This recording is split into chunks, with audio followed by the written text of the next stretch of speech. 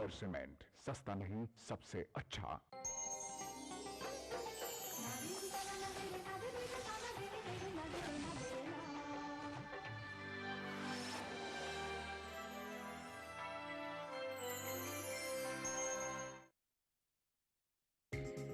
ETV Urdu पर अगला programme.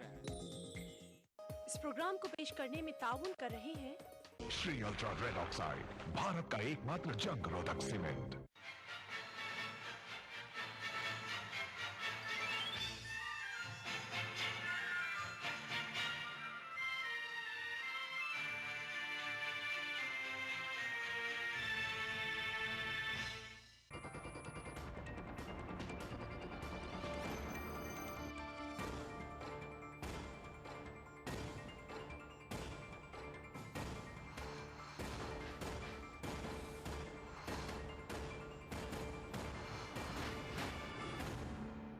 नमस्कार, मैं हूं हरिशंकर व्यास। सेंट्रल हॉल में आपका स्वागत है। भारत राष्ट्र राज्य का यह एक यक्ष प्रश्न है कि पाकिस्तान का करें तो क्या करें। यह अपने इतिहास का भी एक सनातनी सवाल है। पश्चिम की सीमा या कि कंधार की दिशा से ही भारत ने लगातार हमले झेले हैं। हमारे राजाओं और प्रधानमंत्रियों का अनुभव एक सा है, या तो इन्होंने धोखा खाया या गलतफहमी में रहे। फिलहाल इस्लामाबाद में नवाज शरीफ प्रधानमंत्री है। उनसे अटल बिहारी वाजपेयी ने उम्मीद पाली थी, तो फिलहाल मनमोहन सिंह भी पाले हुए हैं। ये चेहरे पर भरोसा करते हैं, लेकिन जिस गुट्टी, जिन संस्कारों और जिन संस्थाओं से पाकिस्तान बना हुआ है, वे शैतानी है, इस हकीकत को अनदेखी करते हैं। पाकिस्तानी सेना, आईएसआई, नौकरशाही और हफीज सईद जैसे तमाम तत्व भारत के विरोधी है।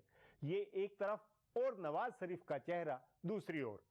भारत 66 साल से दोस्ती की तड़प लिए हुए है, जबकि पाकिस्तान कश्मीर की तड़प लिए हुए है। पाकिस्तान की दोस्ती की शर्त कश्मीर है, यह बेसिक बात है।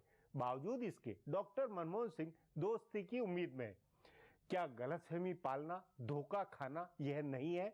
आज इस पर चर्चा है, मगर इससे पहले सुर्खियां और राजकाज है। शुरुआत सत्ता गलियारों की गपशप से करते हैं। कांग्रेस पार्टी आंध्र प्रदेश में जो सियासत कर रही है, उससे लग रहा है कि वो मरकज में हुकूमत बनाने की कीमत पर 2 रियासतों का इख्तिदार छोड़ेगी। आंध्र प्रदेश और नए बनने वाली रियासत तेलंगाना में कांग्रेस कुर्बानी देने के लिए तैयार है।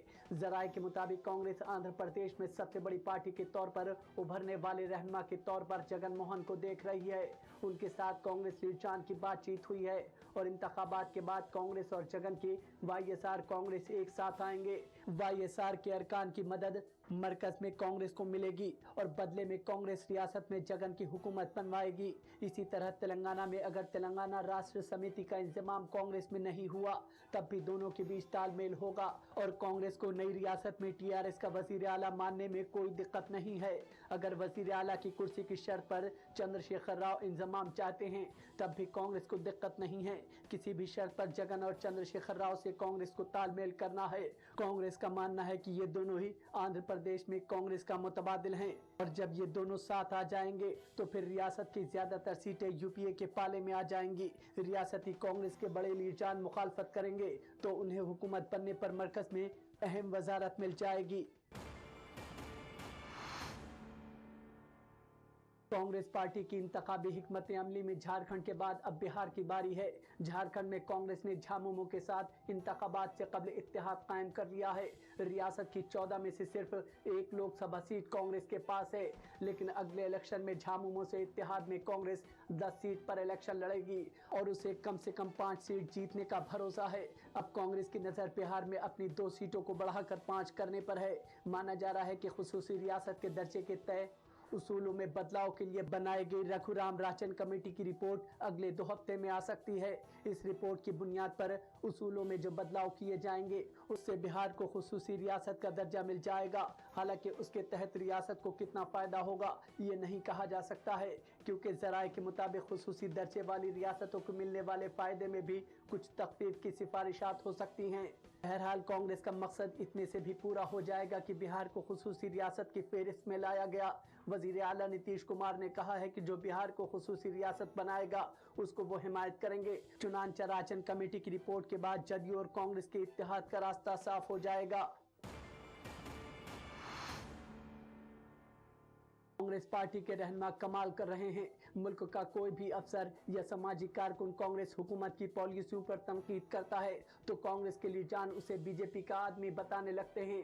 इन दिनों हरियाणा के आईएएस अफसर अशोक खेमका कांग्रेसी लीड जान के निशाने पर हैं। खेमका ने कांग्रेस सरबराह सोनिया गांधी के दामाद रॉबर्ट वड्रा के जमीन सौदे की मुबैना गड़बड़ियां जाहिर की हैं। इसलिए कांग्रेसी लीड जान का कहना है कि वो बीजेपी के हाथों में खेल रहे हैं। ऐसे ही मुल्क के पिछले सीएजी विनोद राय ने टेलीकॉम और कोयला घोटाले पर रिपोर्ट दी तो कांग्रेसी लीडर ने कहा कि वो बीजेपी से मिले हुए हैं और सुबुकदोश होकर बीजेपी में शामिल हो जाएंगे। हालांकि अभी तक ऐसा नहीं हुआ है। उससे भी पहले लोकपाल का मुतालबा लेकर अन्ना हजारे अनशन पर बैठे थे तो कांग्रेसी लीडर ने कहा था कि वो बीजेपी और आरएसएस के हाथों में खेल रहे हैं। हालांकि ये बात भी गलत साबित हुई है। फिर भी कांग्रेस के लीडर ईमानदारी, शफाफियत वगैरह की बात करने वाले हर आदमी को बीजेपी का आदमी बता रहे हैं। इससे कांग्रेस का खुद का नुकसान हो रहा है और आम लोगों में बीजेपी की छवि सुधर रही है। अब आज की ताजा सुर्खियां हैं, ये लीक से कुछ हटकर हैं। इनसे देश की दशा दिशा के हाल बूझ सकेंगे। भारतीय जनता पार्टी ने किश्तवाड़ में तशद्दुद और हिंद मुखालिफ पुरतशद्दुद मुजाहरे का मसला पार्लियामेंट में उठाया।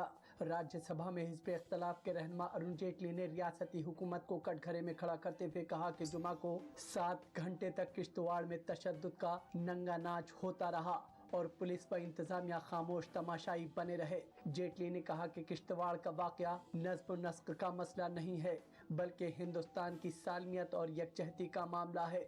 जेटली ने उमर अब्दुल्ला हुकूमत के वजीर दाखिला सज्जाद अहमद किचलू का नाम लिए बिना कहा कि इस मामले में रियासती हुकूमत के सीनियर अफराद के शामिल होने की खबर है, जो यकीनी तौर से बहुत फिक्र की बात है। हालांकि उनके बाद बोलते हुए बीएसपी सरबराह मायावती ने लिहाज किए बगैर किचलू का नाम लिया और कहा कि रियासती हुकूमत को बर्खास्त किया जाना चाहिए। गौरतलब है कि किश्तवाड़ के तशद्दुद में मायावती की पार्टी बीएसपी के जिला सदर की भी मौत हुई है। राज्यसभा में आज कार्रवाई शुरू होते ही एक अजीब तनाज़ा खड़ा हो गया। इतवार को किश्तवाड़ जाने के सिलसिले में जम्मू में रोक लिए गए राज्यसभा में हिज़्ब इख्तिलाफ के रहनुमा अरुण जेटली सुबह 11 बजे पार्लियामेंट शुरू होते ही अपनी बात रखना चाहते थे। उन्हें डिप्टी चेयरमैन पीजे कुरियन ने इजाजत दे दी, लेकिन ऐवान में मौजूद वजीर खजाना पी चिदम्बरम ने कहा कि वो इस पर बयान देना चाहते हैं।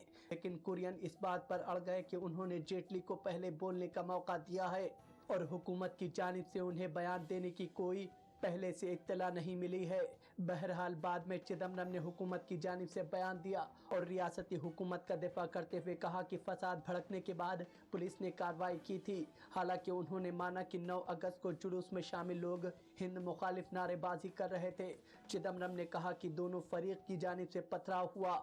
मरकजी हुकूमत ने इस मामले में रियासती हुकूमत से रिपोर्ट तलब की है। जम्मू कश्मीर के किश्तवाड़ में भड़के तशद्दुद को लेकर फारूक अब्दुल्ला और उमर अब्दुल्ला ने बीजेपी पर इस मामले में सियासत करने का इल्जाम आयद किया है। फारूक अब्दुल्ला ने कहा है कि बीजेपी कह रही है कि रियासती हुकूमत ने अरुण जेटली को किश्तवाड़ जाने नहीं दिया, लेकिन जब गुजरात में फसादात हुए थे तब क्या हुआ था। उन्होंने कहा कि मोदी की हुकूमत ने किसी को गुजरात में जाने नहीं दिया।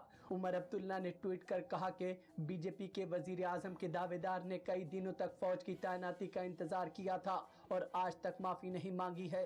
बहरहाल किश्तवाड़ में अब भी कशीदगी बनी हुई है और कई इलाकों में कर्फ्यू लगा हुआ है। इस बीच पुलिस ने मामले की जांच शुरू कर दी है और 10 लोगों को हिरासत में लेकर पूछताछ की जा रही है। मरकजी हुकूमत ने मंगल को तमाम सियासी जमातों की मीटिंग तलब की है। इस कुल जमाती मीटिंग में खुराक तहफ़्फ़ुज़ बिल पर बहस कराकर उसे पास कराने के साथ साथ दूसरे अहम बिलों के बारे में बातचीत होगी। हुकूमत कल ही आराजी तहवील बिल भी पेश करने वाली है। आज खुराक तहफ़्फ़ुज़ बिल पर बहस शुरू होनी थी, लेकिन कई मामलों पर चल रहे तनाज़े की वजह से दोनों ऐवान बार बार मुलतवी होते रहे। अदालत उज़्मा ने बीजेपी के जनरल सेक्रेटरी और उत्तर प्रदेश के इंचार्ज अमित शाह को बड़ी राहत दी है। अदालत ने उनकी जमानत की शराइत में नरमी बरती है। चीफ जस्टिस पी सदाशिवम की बेंच ने उनकी जमानत की शराइत को मुतदिल बनाते हुए कहा कि उन्हें हर हफ्ते को सीबीआई के सामने पेश होने की जरूरत नहीं है। जमानत की बाकी शराइत पहले ही जैसी रहेंगी। गुड़गांव से कांग्रेस के रुकने पार्लियामेंट और हरियाणा इंसाफ मंच बनाने वाले राव इंद्रजीत सिंह ने कहा है कि कांग्रेस सरबराह सोनिया गांधी के दामाद रॉबर्ट वाड्रा के जमीन सौदे की तफसील से जांच होनी चाहिए। उन्होंने कहा कि अगर वाड्रा मुजरिम साबित होते हैं तो उन्हें सजा मिलनी चाहिए। कांग्रेस से नाराज चल रहे राव इंद्रजीत सिंह के बीजेपी में शामिल होने की बहस छिड़ी है। गौरतलब है कि हरियाणा के आईएएस अफसर अशोक खेमका ने इल्जाम आयद किया है कि वाड्रा ने फर्जी दस्तावेज और फर्जी लेन देन के जरिए जमीन के सौदे में बड़ा मुनाफा कमाया है। केरल में बाया महास मोर्चे एलडीएफ ने रियासती सेक्रेटेरिएट का बेमुअय्यना मुद्दत का घेराव शुरू कर दिया है। रियासत के लीडरान ने कहा है कि सोलर पैनल घोटाले के इल्जामात से घिरे वजीर आला उमन चांडी जब तक इस्तीफा नहीं देते हैं तब तक ये घेराव जारी रहेगा। केरल में लेफ्ट मोर्चे की पार्टियों के करीब 50,000 कारकुनान दारुल हुकूमत में यकजा हुए हैं और सेक्रेटेरिएट का घेराव किया है। लेफ्ट मोर्चे के इस एहतजाज की वजह से वजीर आला जबरदस्त सिक्योरिटी के बीच कैबिनेट मीटिंग के लिए गए हैं। रियासत के एक लेफ्ट रहनुमा एम.ए. बेबी ने चांडी पर तनकीद करते हुए कहा कि जमहूरियत के लिए इससे बुरा कुछ भी नहीं हो सकता है कि वजीर आला नीम फौजी दस्तों के घेरे में कैबिनेट की मीटिंग करें। फिलहाल अब एक ब्रेक है, फिर राजकाज की खबर देने वाली बातें होगी।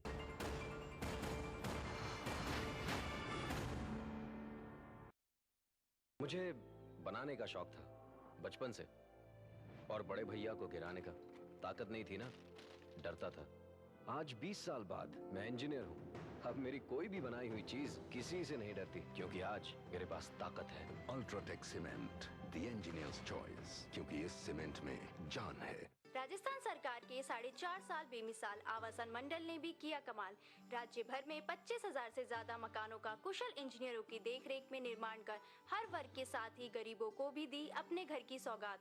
मंडल की हर कॉलोनियां सभी मूलभूत सुविधाओं से युक्त, हरे भरे पेड़ों से आच्छादित और प्रदूषण मुक्त। मकानों की गुणवत्ता को जांचने के लिए हर जगह परीक्षण केंद्र, आवंटी की समस्याओं के निदान के लिए बनाया नागरिक सेवा केंद्र। आवासन मंडल का यही है सपना, हर व्यक्ति का आवास हो अपना।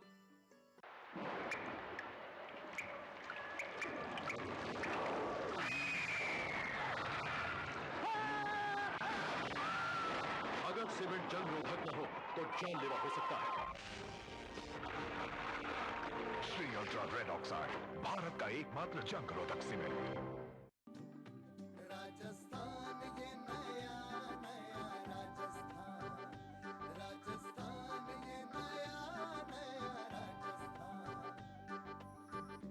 शिक्षा सुलभ हुई और साक्षरता की दर बढ़ी। गांव-गांव में स्कूलों और कॉलेजों की नींव पड़ी। राज्य में शिक्षा को प्रोत्साहन और शैक्षणिक माहौल बनाने के लिए राज्य सरकार ने किए कई अभूतपूर्व प्रयास।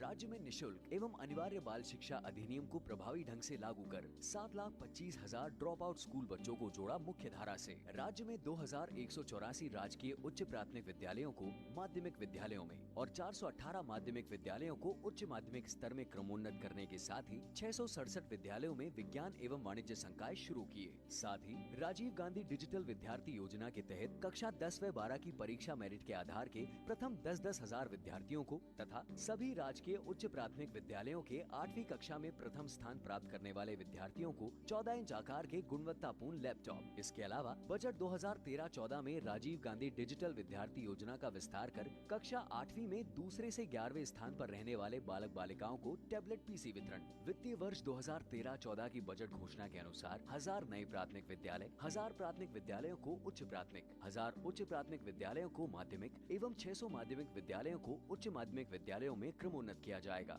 साथ ही 200 उच्च माध्यमिक विद्यालयों में विज्ञान और वाणिज्य संकाय भी खोले जाएंगे। इसके अलावा 41,700 अध्यापकों के पद विभिन्न श्रेणियों में किए हैं सृजित। आम जन को मिली है राहत, बढ़ा मान सम्मान। राजस्थान ये नया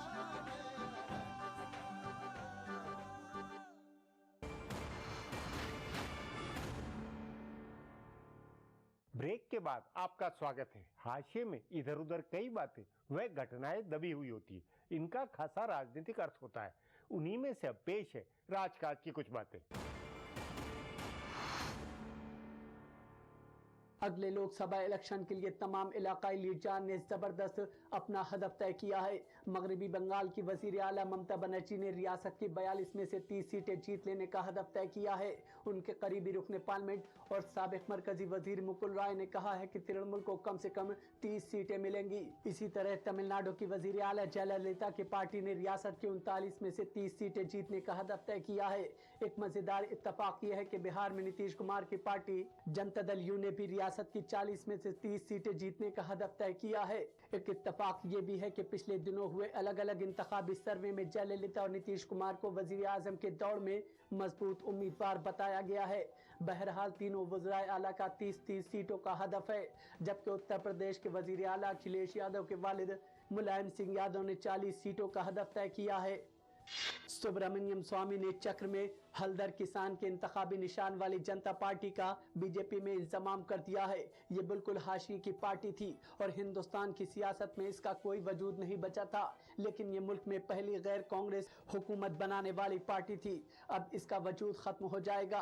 अटल बिहारी वाजपेयी ने कहा था कि 1977 में सबने अपनी अपनी कश्तियां जला दी और जनता पार्टी के जहाज पर सवार हो गए। उस वक्त बाया महाज पार्टियों को छोड़कर भारतीय जनसंघ समेत तमाम अपोजिशन की जमातों ने अपने आप को जनता पार्टी में शामिल कर लिया था। हालांकि 2.5 साल के बाद ही जनता पार्टी के टूटने का सिलसिला शुरू हो गया था। ताहम सुब्रमण्यम स्वामी उस पार्टी को जिंदा रखे हुए थे। काफी वक्त तक तो इसे कौमी पार्टी का दर्जा हासिल रहा, लेकिन अब स्वामी ने गैर कांग्रेसीवाद की अलामत रही जेपी की जनता पार्टी का वजूद खत्म कर दिया है। प्रधानमंत्री डॉक्टर मनमोहन सिंह सितंबर में न्यूयॉर्क जाएंगे, नवाज शरीफ से बात करेंगे। ये नवाज शरीफ वही है जिन्होंने चुनाव जीतने के लिए तालिबानी संगठनों से मदद ली है, जिनके राज में हफीज सईद बेखौफ है। इस पर आगे चर्चा करें उससे पहले देखें मेरा एक खुलासा। हिंदुस्तान और पाकिस्तान के ताल्लुकात इस वक्त बहुत कश्मकश वाले हैं। पाकिस्तान के साथ दोस्ती की उम्मीद लगाए रहने वाले माहिरीन का कहना है कि वहां जमहूरियत मजबूत हुई है। पिछले इलेक्शन के बाद तारीख में पहली बार पुरअमन तरीके से इक़्तिदार की मुंतकिली हुई है। पाकिस्तान पीपल्स पार्टी की जगह पाकिस्तान मुस्लिम लीग नवाज की हुकूमत कायम हुई है और बिना फौज की मुदाखलत के वजीर आजम और सदर दोनों बदले हैं। पाकिस्तान के साथ अमन के ख्वाब देने वाले लीडरान और माहिरीन ये भी याद दिला रहे हैं कि नवाज शरीफ ने इलेक्शन से पहले कहा था कि वजीर आजम मुल्क का बॉस होता है, फौजी सरबराह नहीं। उनका ये बयान उम्मीद जगाने वाला है, लेकिन ये हकीकत एक सच्चाई ये है कि नवाज शरीफ के वजीर आजम बनने के बाद से हिंदुस्तान पाकिस्तान सरहद पर कशीदगी बढ़ गई है।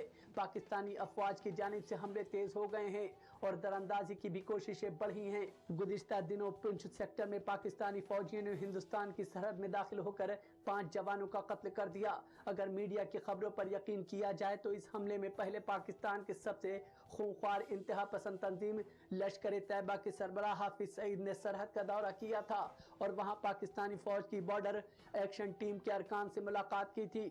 गौरतलब है कि हिंदुस्तानी फौज ने पहले दिन जारी अपने बयान में कहा था कि बॉर्डर एक्शन टीम ने हिंदुस्तानी फौजियों पर हमला किया था। इसका ये मतलब निकल रहा है कि पाकिस्तान की हुकूमत अलग सोच रखती है और फौज अलग तरीके से सोचती है, लेकिन इस मतलब तक पहुंचना भी जल्दबाजी होगा। बगैर हुकूमत की हिमायत के कैसे फौज और खुफिया एजेंसी अपनी मनमानी कर सकते हैं, और अगर ये सब अलग अलग यूनिट के तौर पर काम कर रहे हैं तो कैसे नवाज शरीफ के खुसूसी एलची शहरयार खान ने यह बयान दिया कि हिंदुस्तान ने हाफिज सईद के खिलाफ ठोस सबूत नहीं दिए हैं। शहरयार खान ने वहां की हुकूमत का नजरिया जाहिर किया है।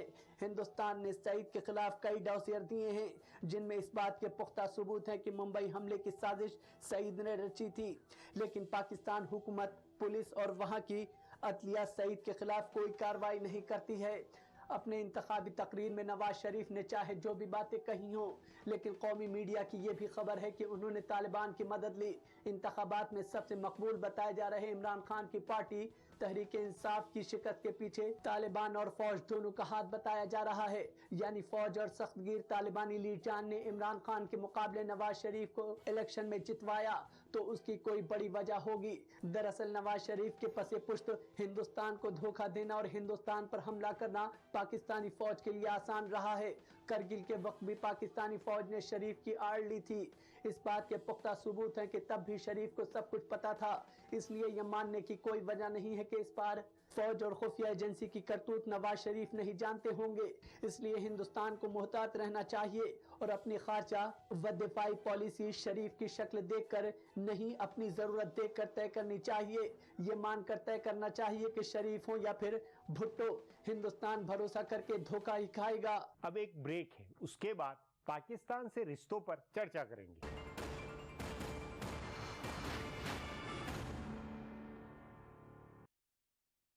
राजस्थान सरकार का बिजली बचत और पर्यावरण संरक्षण की दिशा में अभिनव प्रयास। मुख्यमंत्री बिजली बचत लैंप योजना के तहत वर्ष 2013-14 की बजट घोषणा अनुसार 100 करोड़ की लागत से 2 CFL का 27 जून से 31 अगस्त 2013 तक 53 लाख परिवारों को निशुल्क वितरण, जिससे ग्रामीण क्षेत्र के 47 लाख तथा शहरी क्षेत्र के 6 लाख BPL एवं छोटे घरेलू उपभोक्ताओं को लाभ होगा। साथ ही CFL के प्रयोग से लगभग 92 करोड़ 75 लाख यूनिट बिजली की वार्षिक बचत होगी। कैंप में वितरित की जा रही 20 वॉट की CFL 100 वॉट के परंपरागत बल्ब के समान रोशनी देगी। प्रत्येक उपभोक्ता द्वारा 2 CFL का प्रयोग करने से औसतन 175 यूनिट बिजली की वार्षिक बचत होगी। मुख्यमंत्री बिजली बचत लैंप योजना में CFL का वितरण ग्रामीण क्षेत्र में पंचायत और राजीव गांधी सेवा केंद्र एवं शहरी क्षेत्र में सहायक अभियंता कार्यालय में किया जा रहा है। मुख्यमंत्री बिजली बचत योजना के तहत 2 CFL निःशुल्क बांटी जा रही है, जिससे बिजली की बचत होगी। BPL हो चाहे APL हो, स्टेट BPL हो, बिजली का बिल जिनके नाम से है, जो कनेक्शन है, उन्हीं को सबको दिया जा रहा है। यहाँ पे क्या है, मुख्यमंत्री बिजली बचत योजना के तहत CFL वितरित की जाएगी। इससे पता लगा कि इससे बिजली बचत होती है, उससे बिल भी कम आएगा। बचत बिजली की, संरक्षण पर्यावरण का, ऊर्जा विभाग राजस्थान सरकार द्वारा जनहित में प्रसारित।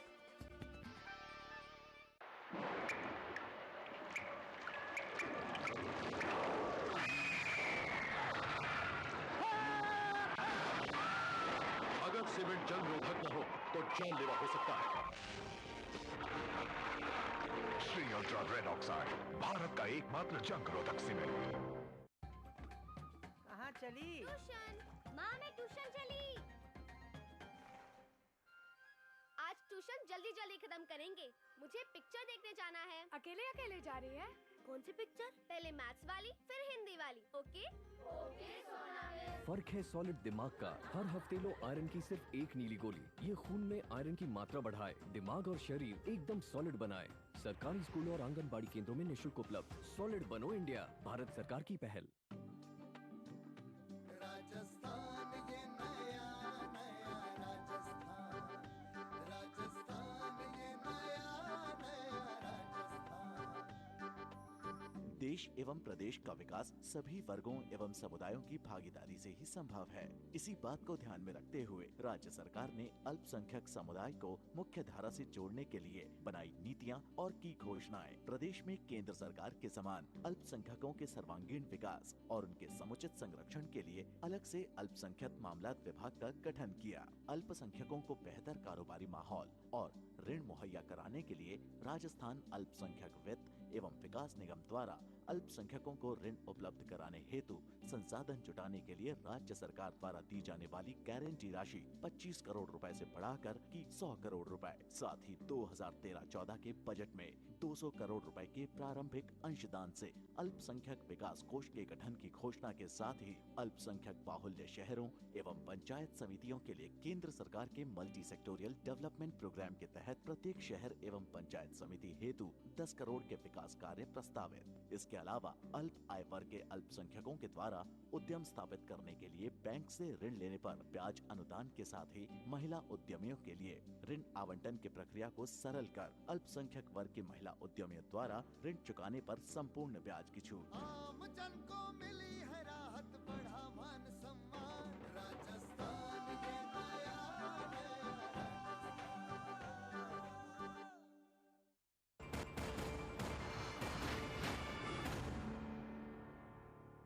जरा सोचे डॉक्टर मनमोहन सिंह पर क्या गुजरती होगी जब पाकिस्तानी सैनिक धोखे से भारतीय सैनिकों को मारते हैं, उनके सर कलम करते हैं।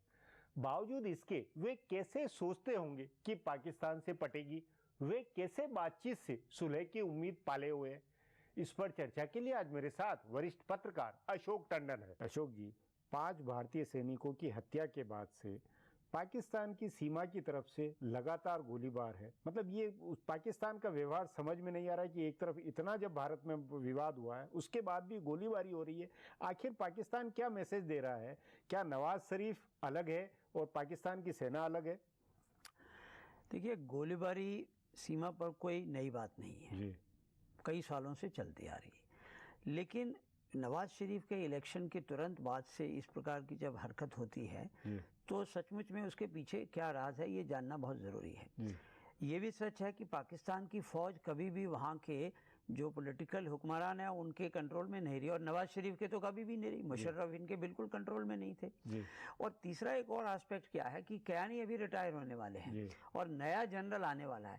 तो ऐसे में कयानी अपने लिए भी कोई रोल बनाना चाहते हैं तो हो सकता है ये सारी प्रोवोकेशन पाकिस्तान की अंदरूनी हालात को लेकर हो रही हो और फौज को जबरदस्ती कहा जा रहा हो कि आप भारत को भड़काओ, और उसके जवाब में अगर कुछ होगा तो तनाव बढ़ेगा। उसमें से हम क्या निकाल सकते हैं? नहीं, लेकिन आपके अनुसार पाकिस्तानी सेना को कोई भड़का रहा होगा, मतलब नवाज शरीफ कह रहे होंगे या कोई दूसरे एलिमेंट कह रहे होंगे? नवाज शरीफ खुद क्या चाह रहे हैं जिससे कि भारत को उम्मीद है? देखिए, नवाज शरीफ अभी चुनाव जीत कर आए हैं और इस चुनाव में उन्होंने जितने भी तरह के एलिमेंट्स है पाकिस्तान में, चाहे वो आतंकवादी तालिबानी हो, चाहे हाफिज हो और इवन अमेरिका, इन सब को वो खुश करके सत्ता में वापस आए हैं। और आने के बाद अभी उनकी ग्रिप पूरी तरह से पूरे सिस्टम पर बनी नहीं है। फौज में एक जो डेवलपमेंट की हो रही है कि क्या नहीं रिटायर हो जाएंगे तो उसके बाद क्या करेंगे। तो मेरा कहना ये है कि ये सब चीज नवाज शरीफ की जानकारी में भी हो रही हो सकती है और नवाज शरीफ का इन सब चीजों पर काबू नहीं, ऐसा भी हो सकता है। दोनों बातें हो सकती हैं। नहीं, अगर दोनों बातें ये अगर हकीकत है तो फिर भारत सरकार और प्रधानमंत्री मनमोहन सिंह को क्यों उस सितंबर की मुलाकात को इतना बड़ा मुद्दा बनाना चाहिए कि नहीं, भले पाकिस्तान सेना का कैसा भी व्यवहार हो, हमें मिलना चाहिए, बात करनी चाहिए, तब भारत की चीज सदेगा क्या भारत को? देखिए, भारत के लिए एक बड़ी समस्या ये है कि भारत जब भी पाकिस्तान की तरफ से भड़काऊ कार्रवाई होती है, चाहे हमारे जवान का सिर काटा जाता है या हमारे जवानों को मारा जाता है, तो हमारे यहाँ जब तनाव की स्थिति आती है तो हमारी फौज तो चाहती है कि इसके बदले में हम कोई जवाबी कार्रवाई करें, लेकिन सरकार के तौर पर उसको हमेशा हाथ रोक दिया जाता है। प्रधानमंत्री के सामने समस्या क्या है कि अगर वो बातचीत का सिलसिला तोड़ते हैं, जैसे अभी न्यूयॉर्क में वो कह दें कि मैं बातचीत नहीं करूंगा, तो अमेरिका का दबाव आएगा। अमेरिका ये चाहता है कि भारत और पाकिस्तान लगातार बातचीत करते रहें ताकि वो अपना उल्लू सीधा कर सकें पाकिस्तान में। अमेरिका की कोशिश ये है कि उन्होंने वादा किया है ओबामा ने अपने देश के साथ कि उन्हें अफगानिस्तान से अमेरिकी और ब्रिटिश फौजों को निकालना है, और उनके निकालने के लिए वहां पर रहेगा कौन? तो उनको पाकिस्तान की फौज चाहिए, और पाकिस्तान की फौज देना किसका काम है? नवाज शरीफ का। तो इसके लिए उसकी शर्त क्या है? हमारी कम से कम आप भारत से बात तो करवाओ। तो ऐसे में प्रधानमंत्री की जो विदेश नीति है उसका बहुत बड़ा टेस्ट है। नहीं, ये टेस्ट नहीं, सवाल ये यहाँ आपकी बात से निकल के ये आता है कि अमेरिका जो चाहता है या पाकिस्तान के अंदर नवाज शरीफ अपने हित में जो चाहते हैं वो भारत के प्रधानमंत्री उसको करने के लिए मजबूर है, ये एक मैसेज जाता है। ये तो ज्यादा खराब और ज्यादा लाचारी वाली ये स्थिति खराब है या ठीक है, ये एक अलग बात है, लेकिन ये सच है कि जब मुंबई पर भी आतंकवादी हमला हुआ था तब तो हमारे लिए एक बनता था कि हम भी जवाबी हमला करें, लेकिन तब भी अमेरिका का हम पर प्रेशर आया कि देखिए ये पाकिस्तान जानबूझकर कर रहा है ताकि इनको हम अफगानिस्तान में एंगेज ना कर सकें। अभी भी वही स्थिति है। तो भारत के लिए ये बहुत बड़ी मुसीबत है कि वो अमेरिका की बात या अमेरिका के दबाव में आकर जब भी पाकिस्तान के साथ बातचीत करता है तो वहाँ की सेना और वहाँ के आतंकवादी तत्व इस सारी प्रोसेस को डिरेल करते हैं। जी अशोक जी, बातचीत को यहीं समाप्त करेंगे। प्रोग्राम में आने के लिए बहुत बहुत धन्यवाद। हमारा प्रोग्राम अब यहीं खत्म होता है, मुझे इजाजत दीजिए, कल फिर मिलेंगे इसी चैनल पर इसी समय।